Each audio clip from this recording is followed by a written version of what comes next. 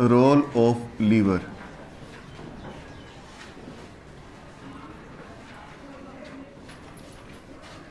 अब बेटे लीवर जो है हमारा, इसका रोल अगर हम डिफाइन करें, it has its role in digestion,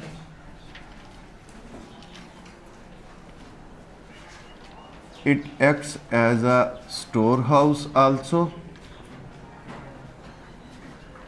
it acts as a factory for the manufacture of new products, it acts as detoxification center, मतलब ये ख़तरनाक चीज़ों को आम सादा मादों में तब्दील करने की सलाहियत रखता है।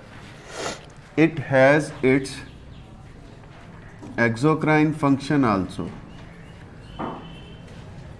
मतलब आप कह सकते हो कि it acts as a gland, ये एक ग्लैंड के तौर पर काम करता है। और बेटे ये ग्लैंड भी कैसा है? It is the largest gland of our body. हम यहाँ पे ये याद रखना कि एक्सोक्राइन या एंडोक्राइन डिफाइन नहीं कर रहे, हम यहाँ पे सिर्फ इतना कह रहे हैं कि it is a largest gland of our body. अब ये मौजूद कहाँ पर है? It is present at right side of abdominal cavity. ये हमारी एब्डोमेन में राइट साइड पर मौजूद होता है। अब बीनीथ डायाफ्राम, अब ये डायाफ्राम क्या है? डायाफ्राम हमारा इस चेस्ट कैविटी को हमारी एब्डोमिनल कैविटी से अलग करता है, एक मस्कुलर रिंग होता है। हमने यहाँ पे वर्ड बीनीथ का इस्तेमाल किया है, हमने बिलो का वर्ड नहीं इस्तेमाल किया। अब बिलो का मतलब होता है नीचे, बीनीथ का मतलब होता है पीछे, मतलब डायाफ्राम के ये नीचे भी है और पीछे भी है उससे, इसलिए हम कहते हैं कि it is present beneath the diaphragm. अब अगर एक अडल्ट ह्यूमन के अंदर देखें तो इसका वज़न जो है वो ऑलमोस्ट 1.5 kg होता है, और अगर हम इसका साइज़ देखें, इट इज़ रफली a size of a football. ये एक फुटबॉल जितना साइज रखता है। अब इसका colour, it is dark reddish in colour,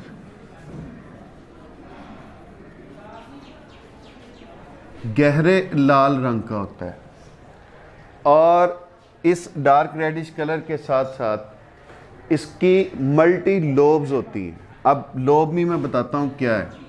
it is a multi lobed organ.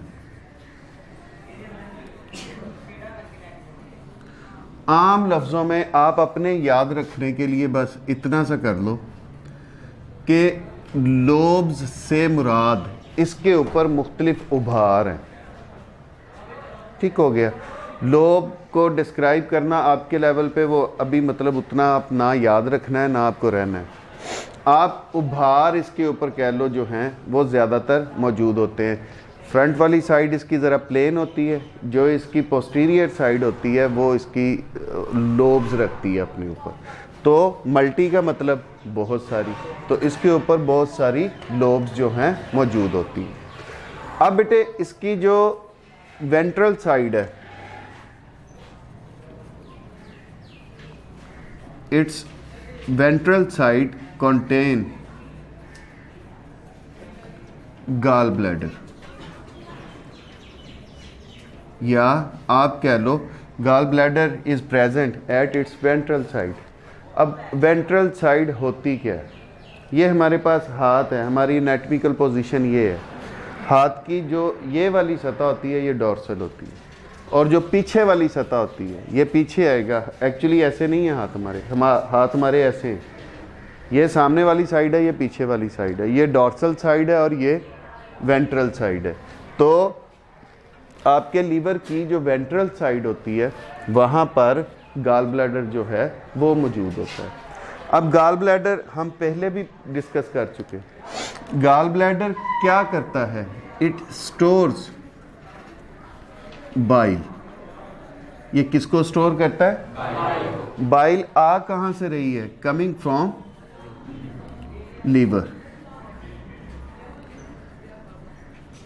वो कहाँ से बेटे आ रही होती है? लीवर से आ रही होती है। लीवर बनाकर उसको गाल ब्लैडर के अंदर स्टोर करता रहता है। अब कॉमन आपकी जो डक्ट होती है उसके ज़रिए ये गाल ब्लैडर से पोर कर दी जाती है ड्यूडिनम में, और ड्यूडिनम में ये बाइल क्या करती थी? It acts for the emulsification of lipids. इसमें डाइजेस्टिव एंजाइम्स कोई नहीं मौजूद थे, इसके अंदर सिर्फ और सिर्फ बाइल साल्ट्स मौजूद थे जो कि लिपिड्स की एमल्सिफिकेशन में अपना रोल प्ले करते हैं। अब एमल्सीफाई होने के बाद लिपिड्स इस काबिल हो जाते हैं, इस छोटे ड्रॉपलेट्स में तब्दील हो जाते हैं कि उनको नेक्स्ट जो एंजाइम्स हैं वो उन पर अच्छे तरीके से काम कर सकते हैं। अब ये तो रोल हो गया इसका डाइजेशन में। अब इस डाइजेशन में रोल के साथ साथ हमने बाकी भी इनके रोल देखे। ये हम कहते हैं जी store house of the body के तौर पर काम करता है। वो कैसे store house of the body काम करता है? It stores vitamin A, D, E and K. ये बहुत सारे विटामिन्स की स्टोरेज के लिए। It acts for the storage of many type of minerals. ये बहुत सारे मिनरल्स की स्टोरेज के लिए एक प्लेस है। आयरन वगैरह भी यहीं पर। हमने फिर कहा ये factory house of the cell के तौर पर काम करता है। अब फैक्ट्री में तो नई चीज़ें तैयार होती हैं, यहाँ पे भी होती है।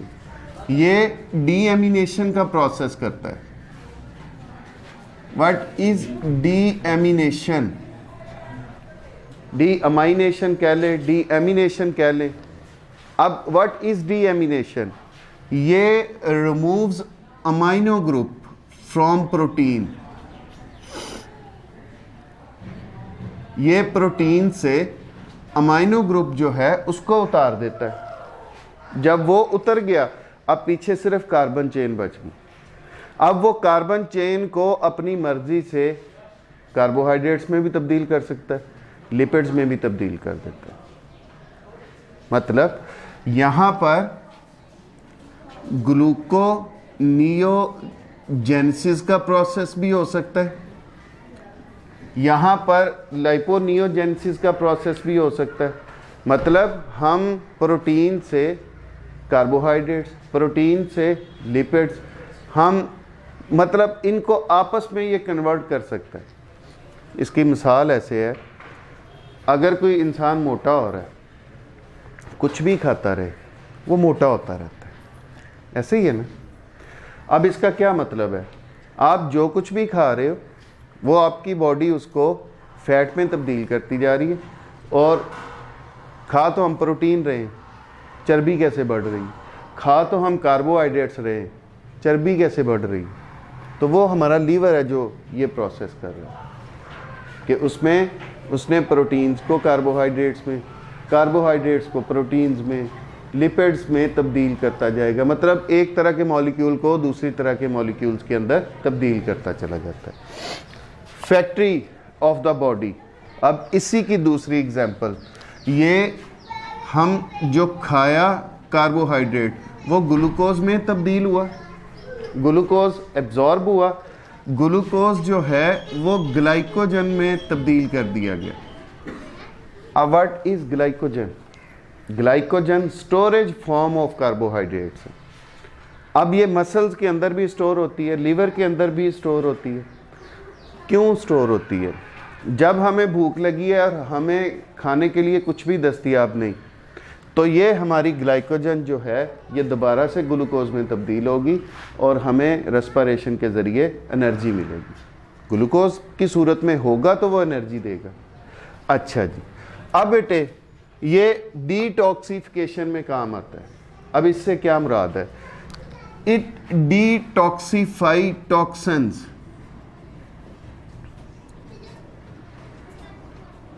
It causes detoxification of toxins जो हमारे खाने के ज़रिए हमने खा लिए। लीवर अपनी पूरी कोशिश करता है कि उनको ख़त्म कर दे, उनको न्यूट्रल कर दे, उनको बेज़रर में तब्दील कर दे। टॉक्सिन हम कहते ही उस मटेरियल को हैं जो हमारे जिस्म के लिए ख़तरनाक है। अच्छा, दूसरी एग्जांपल इसकी, हमारे जिस्म के अंदर जब प्रोटीन मेटाबॉलिज्म होता है तो वो अमोनिया में तब्दील होता है। अब अमोनिया जो है इसका लेवल अगर हमारे जिस्म में बढ़ता है तो ये हमारे जिस्म की फ़ौरन से पीएच को तब्दील करता है, जिससे क्या होगा कि आपकी बॉडी फंक्शनिंग एबनॉर्मल हो जाएगी या आप you will lead to death. ये इसको फ़ौरन से लेस टॉक्सिक फॉर्म यूरिया में तब्दील कर देता है। अब यूरिया जो है वो अमोनिया की निस्बत कम ख़तरनाक है, तो वो हमारे यूरिन के ज़रिए हमारे जिस्म से बाहर खारिज कर दी जाती है। फिर हमने कहा कि इसके एक्सोक्राइन फंक्शंस भी हैं, मतलब ये अपनी सिक्रीशंस बना के अपनी डक्ट्स में डालता है। वो इसका बाइल का बनना, ये जो बाइल बनी ये स्पेशल डक्ट्स के ज़रिए गाल ब्लैडर के अंदर चलेगी, गाल ब्लैडर से अपनी स्पेशल डक्ट के ज़रिए ड्यूडिनम के अंदर चलेगी। तो ये इसका एक्सोक्राइन फंक्शन है। फिर इसके अलावा it is involve in the breakdown of red blood cell.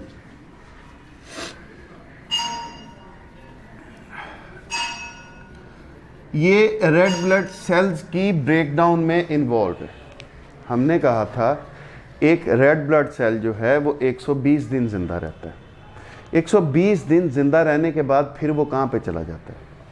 फिर वो सबसे पहले स्प्लीन में उसकी ब्रेकडाउन होती है, वो अपने कंपोनेंट्स में टूटता है, उसमें हीम अलहदा हो जाता है, उसके जो ग्लोबन पोर्शन है वो अलहदा हो जाते हैं, आयरन अलहदा हो जाता है, बाकी ग्लोब। अब ये जो ग्लोबन पोर्शन होता है उसका वो हमारे लीवर में आता है, उससे हमारे जिस्म में एक तो ये बाइल साल्ट्स बनते हैं, बिलिरुबिन बनती, ठीक हो गया। और यही जो बाइल और बिलिरुबिन है डाइजेशन में रोल प्ले करती है। जो आयरन है वो बोन मैरो की तरफ भेज दिया जाता है, वहाँ पर वो दोबारा से नए रेड ब्लड सेल्स के बिल्डिंग मटेरियल के तौर पर इस्तेमाल होता है। नए रेड ब्लड सेल्स जो हैं वो बन के, अब ये breakdown of red blood sales में इन्वॉल्व है। जब शीर ख्वार बच्चा होता है या बहुत छोटा फीटस होता है तो तब ये किसी हद तक ब्लड सेल्स की प्रोडक्शन में इन्वॉल्व होता है, लेकिन मैच्योर एक अडल्ट के अंदर जो आपका लीवर है वो breakdown of red blood sales में इन्वॉल्व है, वो formation of red blood sales में इन्वॉल्व नहीं है। समझ आ गई इस बात की कि वो जो एक जर्नल हमारे आजकल के हुक्मा का कॉल है जी, तेरा जिगर ने खून बनाना छड़ देता, तो अब आप एविडेंस आपके सामने है, ठीक है जी।